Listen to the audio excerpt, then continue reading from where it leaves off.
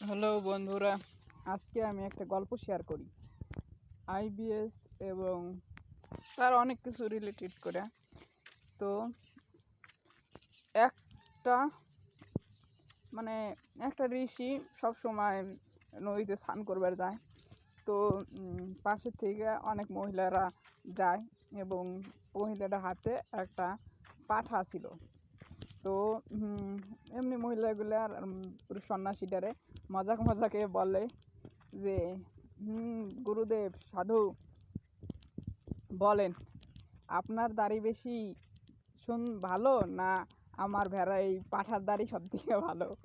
তো গুরুদেব শুধু হাসতো, সেরকমভাবে কোনো অ্যান্সার দিত না। তো এরকমভাবে দীর্ঘ অনেক বছর কাটে যায় তার লাইফে। তো সে যখন মৃত্যুর আগে আগে পৌঁছায়, তখন তার সেই মহিলাটাকে ডাক দিতে বলে এবং তখন বলে যে এখন আমি বলতে পারি যে তোমার পাঠার থেকে আমার দাড়ি ভালো। তো বলে যে কিভাবে? কয়, আমি তখন অ্যান্সার দেই নাই যে আমার দাড়ি ভালো, কারণ তখন আমি একটা মার্গে ছিলাম এবং আমার জীবনলীলা চলতেছিল এবং কোনো কারণে যদি আমি সেই আমার পথের থেকে ভ্রষ্ট হয়ে যেতাম, সে আলাদা আলাদা কারণে সে ব্রহ্মচার্য হানি বা সে তার পাথের থেকে যদি চলে যেত, কারণ সে জানে না যে তার আগের দিন কী হবে এবং সে এই পথে চলতে পারবে কি না, এবং সে কিভাবে সে এই পথে সাস্টেনেবল করতেছে।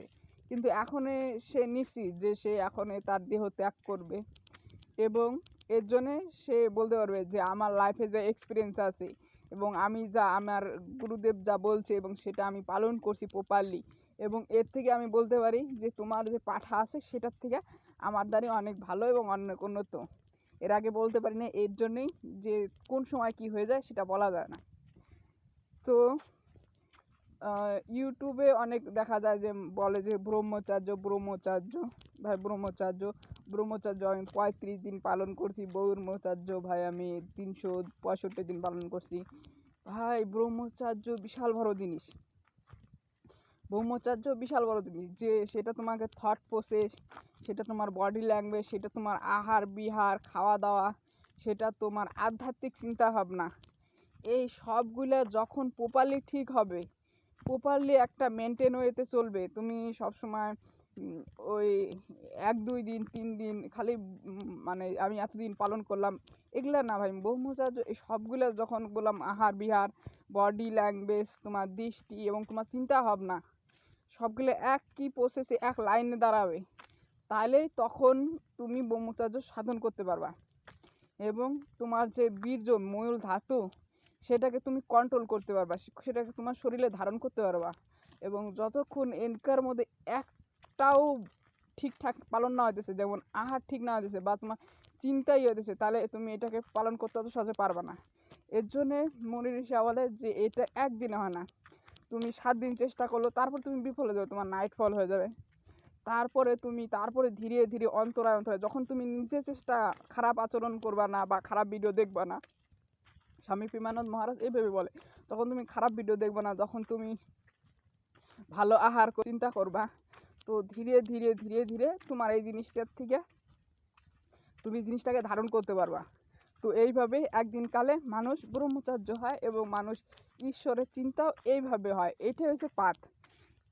গৌতম বুদ্ধ বললে যে আমার যেটা পাথ আছে সেটাকে তুমি মানে গ্রহণ করতে লাগবে, সেটার উপরে চলতে লাগবে। যে সে বলে যে আমার পাতে দুইটাই ভুল হয়, এক হচ্ছে কোনো মানুষ যদি এটাকে শুরুই না করে, আর আরেকটা হচ্ছে সে মানে তার ফুলের রাস্তা ফলো না করে। এর মানে কি?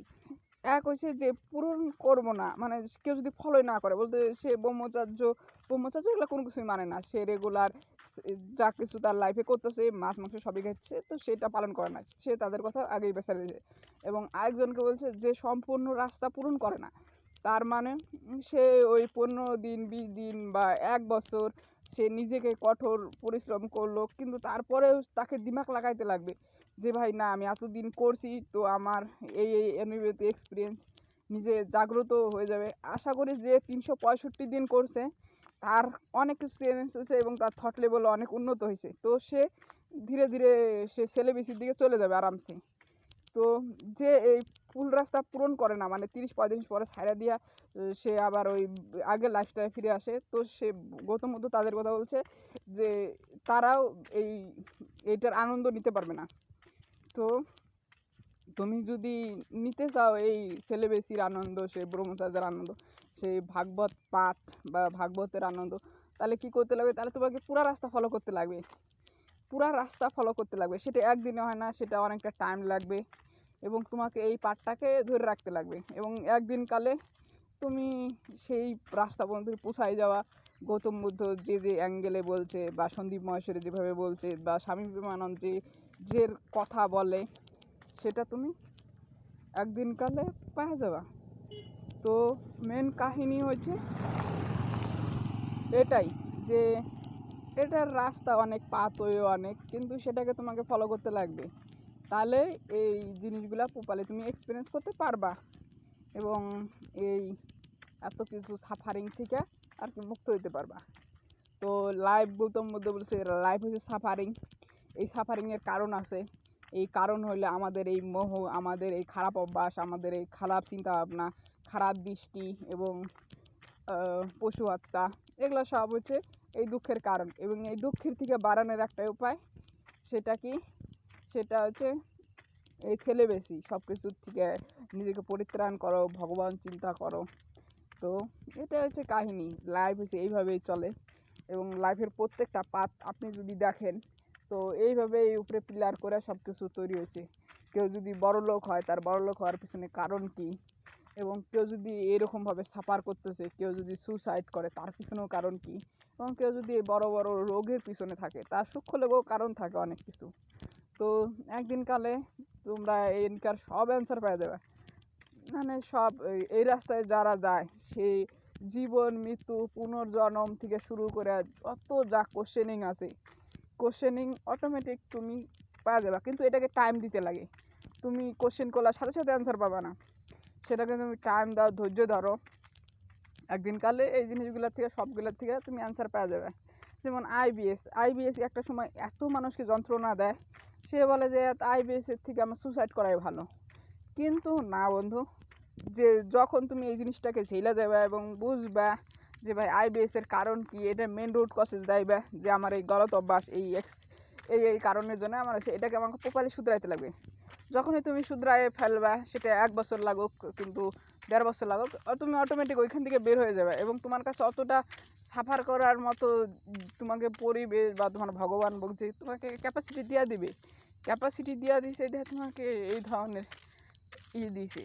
তো আশা করি আজকের মধ্যে এই পর্যন্তই। তো নেক্সট ভিডিওতে আরও অনেক কিছু আলোচনা করা হবো। ঠিক আছে তাহলে বন্ধুরা, বাই।